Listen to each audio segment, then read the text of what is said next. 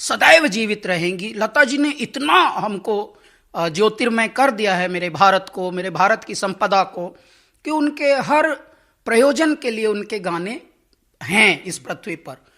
कि हम इस युग में जन्मे हैं जिस युग में लता जी थीं, और ईश्वर की अनुकंपा भारत के ऊपर इसलिए भी मानता हूं कि ये कोई दैवीय संयोग है कि कल सरस्वती पूजा थी और आज उनकी विदाई हो गई। तो ये देखिए, तत्पश्चात एक और संयोग जुड़ा है। कवि प्रदीप, ऐ मेरे वतन के लोगों जरा आंख में भर लो पानी, आज उनका भी जन्म दिवस है। कुदरत की बात देखिए कि आज जब पूरे विश्व की आंखों में पानी है कि लता जी आज पंच तत्व में विलीन हो गई हैं, उनका काया, उनकी देह, तो आज देखिए कैसे दो संयोग हैं। उनकी विदाई भी ऐसे दिन पर हुई कि जब उनको भी याद किया जा रहा है, इनको भी, और आंखों में पानी है।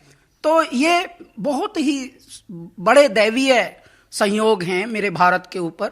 मेरा भारत तपस्वियों का देश है, मेरा भारत सिद्धों का देश है, मेरा भारत बहुत ही संतों का और महंतों का और बहुत ही ज्ञानियों का देश है। उनकी तपस्याओं के फलस्वरूप ऐसी दिव्यात्माएं अवतरित होती हैं।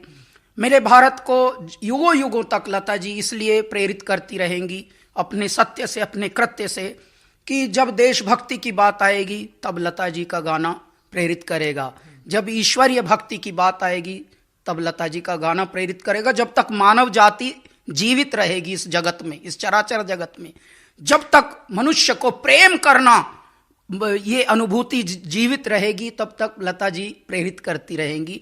तो लता जी हमारे स्वप्न में, हमारे हकीकत में, हमारे कृत्यों में, हमारे सत्यों में सदैव जीवित रहेंगी। लता जी ने इतना हमको ज्योतिर्मय कर दिया है मेरे भारत को, मेरे भारत की संपदा को, कि उनके हर प्रयोजन के लिए उनके गाने हैं इस पृथ्वी पर।